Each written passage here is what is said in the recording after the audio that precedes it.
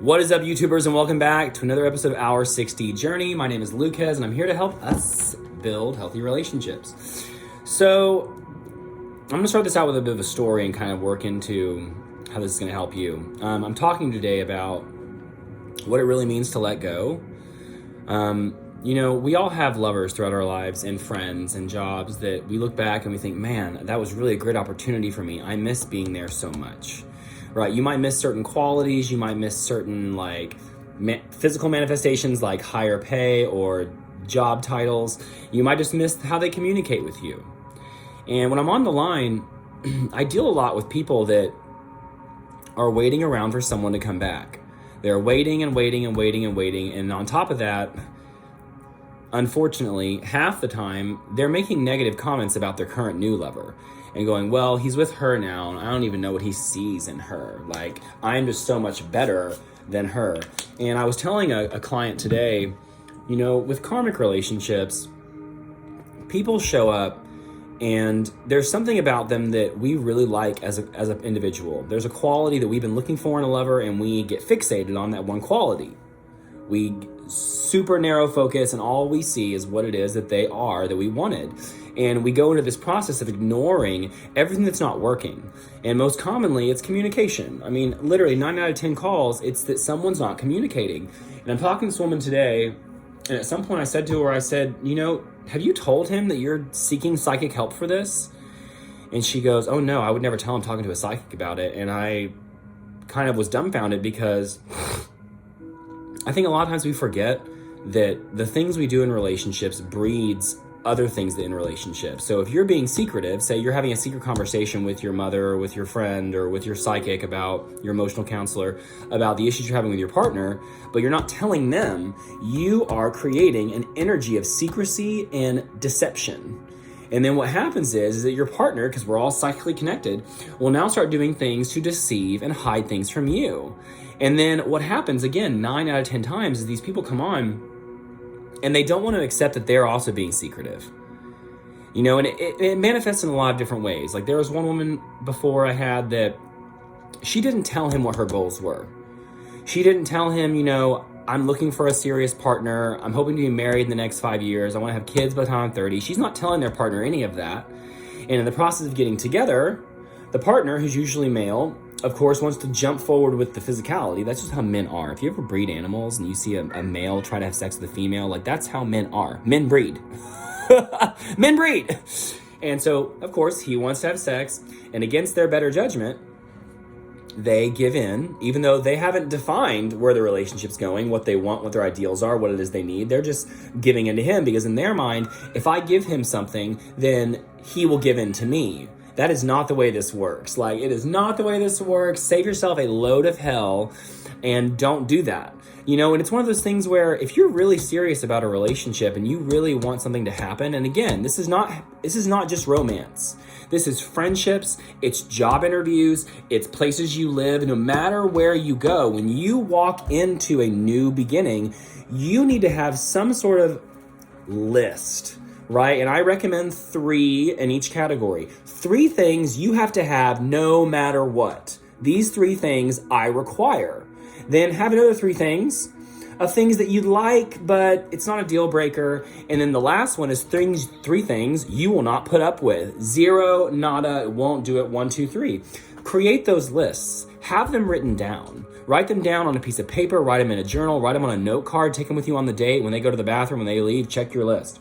And I think people are afraid because what happened today was that she was so, I hate using this word, she was so desperate to keep him that she would do anything to make this man want her back.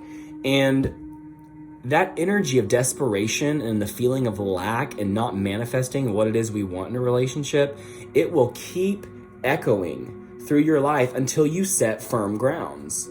Because then when you're not desperate for love and you start respecting yourself, that's a big deal here, right? Self-respect.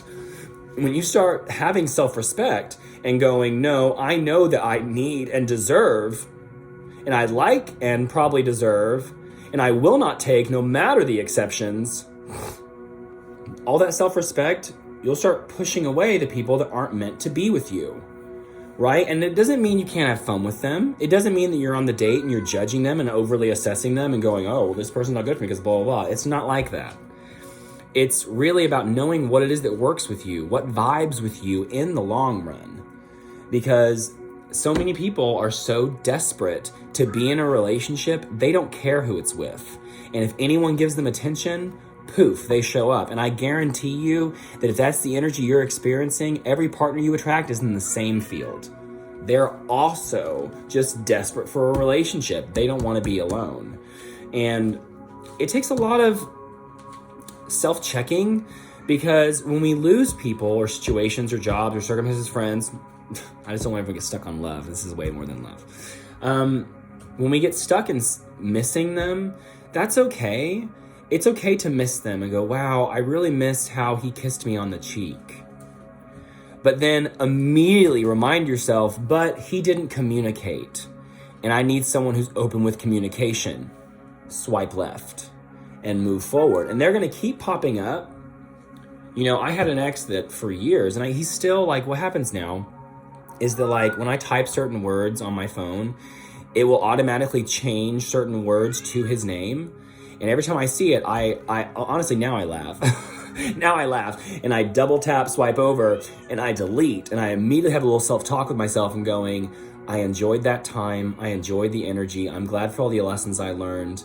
However, ding, ding, ding didn't work for me. And I'm glad that I had an opportunity to move on.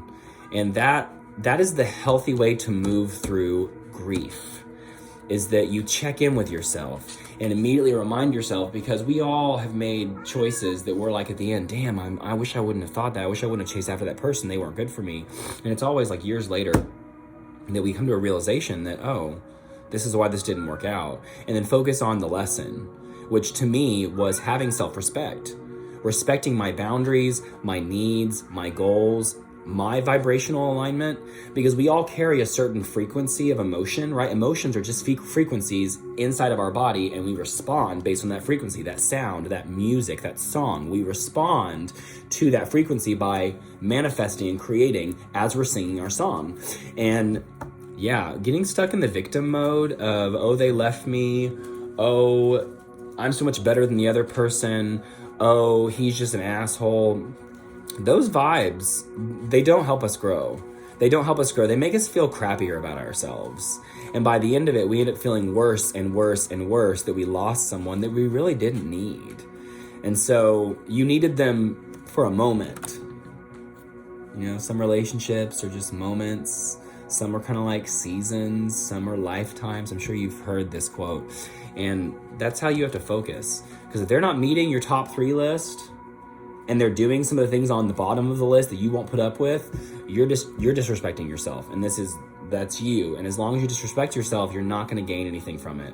It's going to lead to heartache and depression and grief and anxiety. Oh my God, anxiety. When is he going to change? When is he going to finally be this? Have you thought that maybe that's just how he is? Like, that's just who he is. Like, some people are just like that. And those people that communicate in that style have a lover that might either open their mind and then they change for them, or that will match them. And hoping someone's going to change. I've said this before in this channel. Hoping someone's going to change is almost the number one way to be upset and miserable. Because, you know, you can have faith in people, but that first interaction you have with them, that first meeting, it sets up a lot. And some people, most people, it seems like, are scared to have serious talks on the first date. You know, but if you're 25, 30 years old and more, at some point, you're probably ready to settle down. And if you don't have the serious talks on the first date and you start swiping right for all the things that it's okay, you're going to keep swiping right until you have so much crap over here that you start exploding.